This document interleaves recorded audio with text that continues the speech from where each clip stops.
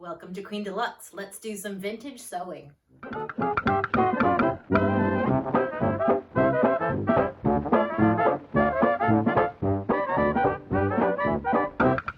This is your call to action. Sorry, I can't resist a costume. With the pandemic moving forward, our hospitals and first responders have put a call out for face masks. I have joined a local group who has asked me to do a how-to video for some super beginner sewers. So I thought I would just put it out for everybody. These are the kind of masks we're going to be making. I have not done the research for these. I'm just doing what someone else picked the pattern and did all the research. So I can't give you guys any info on that stuff, but this is what I've been asked to make, and it is the simplest pattern out there. So that's what we're doing today. I, like many of you, just want to help, just like our grandmothers and mothers before us. Let's get to work. All supplies are listed in the description box below. All right, so I have my rectangle laid out on my sewing machine. We're going to put right sides together. I have serged these edges. It's an extra step that you don't have to do, but I was doing a bunch at one time. So don't worry about it if you don't have a serger.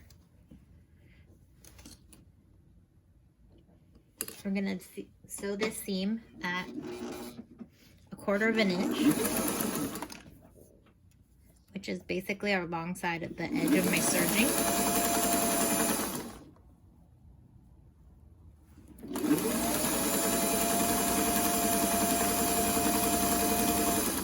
Back stitching or at both ends.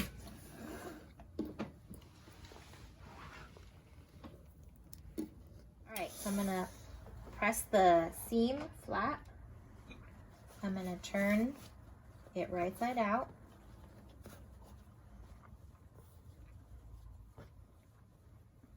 For you beginner sewers, you're going to be making sure that the seam is being pushed all the way to the edge. It's really easy to get it sort of not pushed all the way to the edge, and you end up with like a bunch inside. So your rectangle should look like this and be pressed. And so just make sure that it is all the way pushed up. Now we're gonna fold it in half and do a little press.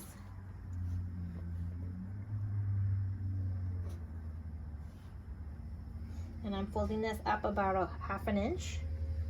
You can get your measuring device out and do that.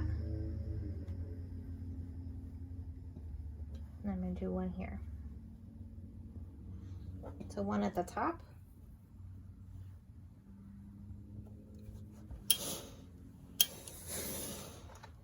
And one from the bottom. It's 1/4 to 1/2 inch. It doesn't need to be super exact. Okay, they should be about, I would say that's about 3 inches on the sides. All right, for a version that just has the ties, you are going to, I have cut a length of bias tape here. This is inch wide because it's what I had in my stash. I've folded it in half. Here's the center. I have pressed it so that the back edge will have a little bit of extra on that side. Now that I know where that center is, I'm going to line that up with the center of my mask. Right sides together. I'm going to pin that there. We're going to stitch this at 1/4 inch right in that crease on the original bias tape.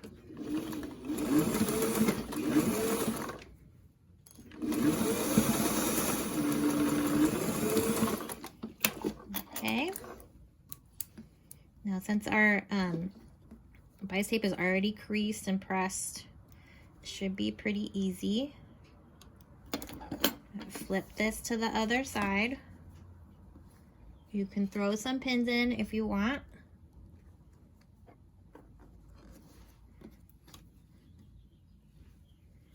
Okay, and then we're going to top stitch here.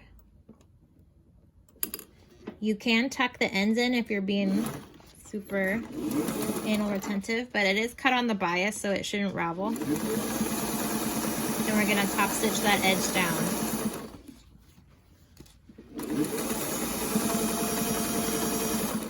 If you have the bias tape that's already folded like this, you're in business.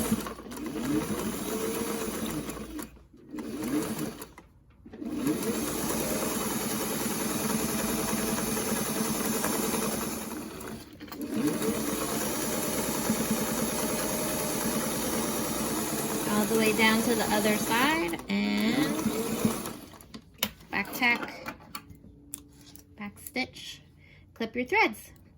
And then you can do that to the other side as well. I have my rectangle here on my sewing machine. I've overlocked or serged the edges because I have one in my studio. If you don't have a serger, it's not a big deal. Just don't do that step, okay?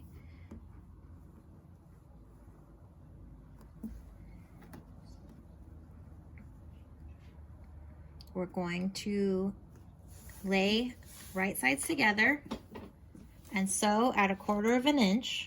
Now on these more advanced version with the pocket, I'm gonna mark center here. I just folded it in half, and we wanna be about 2 inches on either side of that pin, so we have a 4-inch opening. So I'm gonna stitch up to here. I'm back stitching, or back tack, and then I'm gonna come over to the other side, 2 inches away from my pin. Back tack, and back tack at the edge. That's gonna make a little pocket here for the filter to be inserted.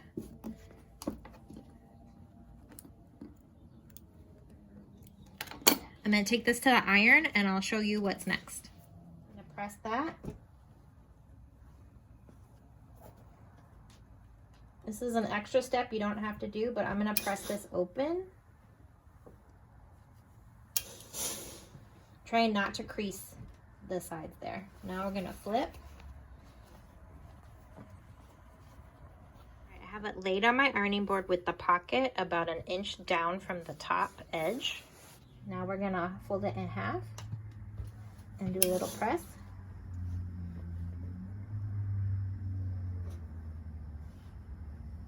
And I'm folding this up about 1/2 inch. You can get your measuring device out and do that. And I'm gonna do one here.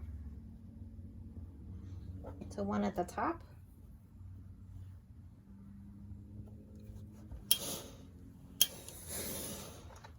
And one from the bottom. It's 1/4 to 1/2 inch. It doesn't need to be super exact. Okay, they should be about, I would say that's about 3 inches on the sides. Right, so we have the top here with our little pocket. We're going to stitch I'm gonna say 3/8 inch little pocket here.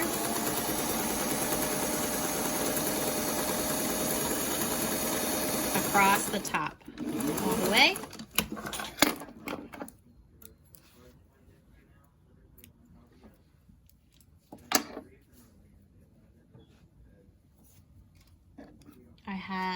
I have a 1/2 of a pipe cleaner here that I cut.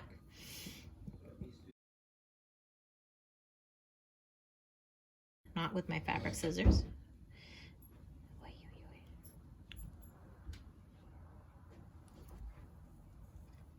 All right, I'm taking the end here with my needle nose pliers.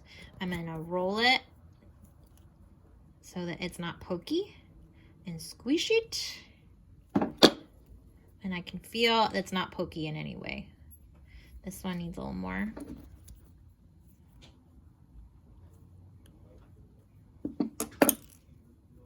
And that's good. All right, I'm gonna take one end of my pocket here and I'm gonna put it in.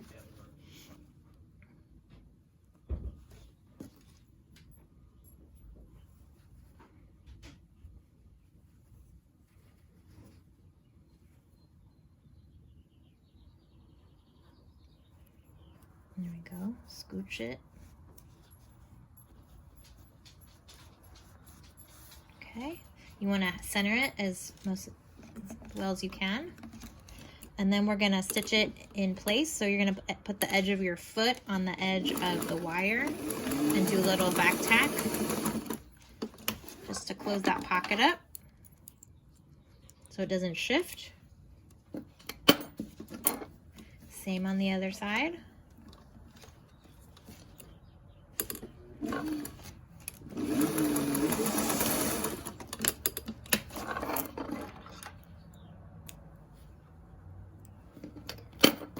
Okay, I have my elastic here. We're gonna do two things at once. I'm gonna put the elastic here at the top,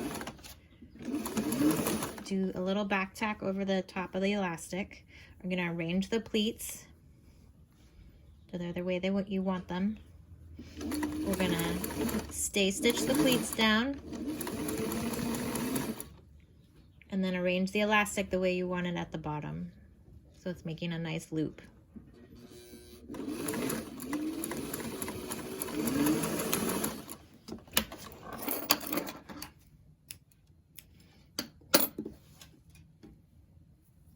Same on the other side.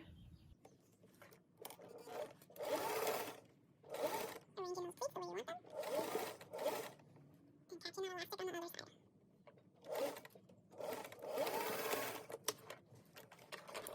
And now it's ready for the bias tape.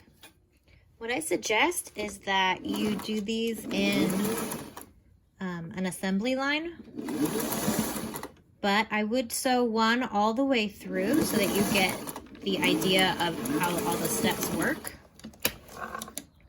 and then start your assembly line. And you'll just do the same step. So you will sew the tops on all of them in a big line, and then do the pleats, and then, you know, so on and so forth. It will end up making them faster. And put a good movie on to watch while you're doing this, because it will become kind of mindless after the first 3.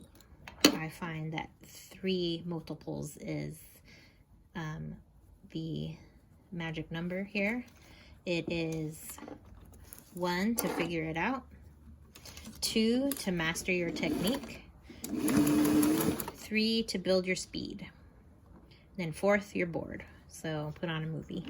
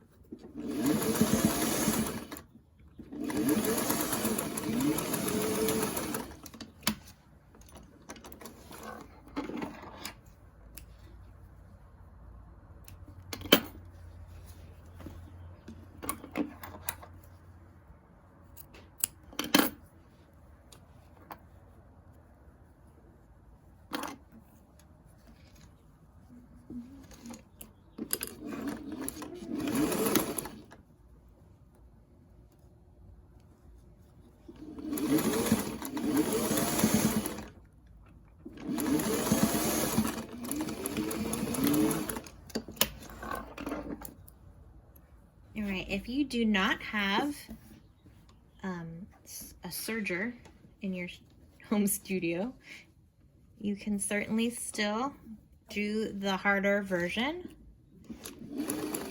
You're gonna sew at like 3/8, 1/4 inch, all the way across. Well, not all the way across. It's about 2 inches from center, like the other one. So we're leaving about a 4-inch gap.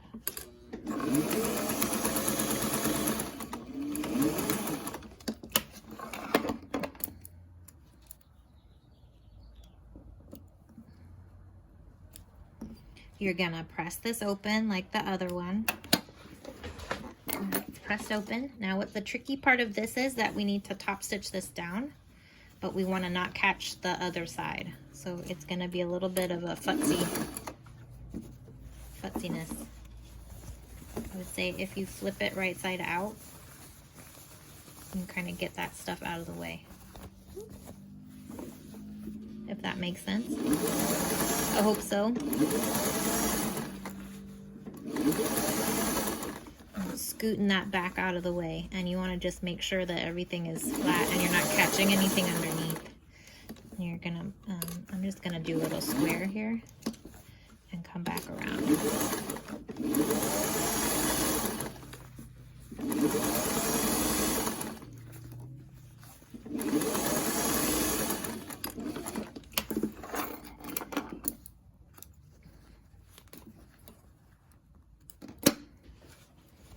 Okay, boop. I didn't catch anything and it's top stitched down, so those raw edges won't poke out, okay? And then you'll do the steps the same as on the other one. You can put the elastic straps or the tie straps on either version. Thanks for sewing with me today. I hope that was helpful. Please share the video with anyone who wants to be making masks, and join a local group or call your hospital to see where you can donate. See you next time. Bye.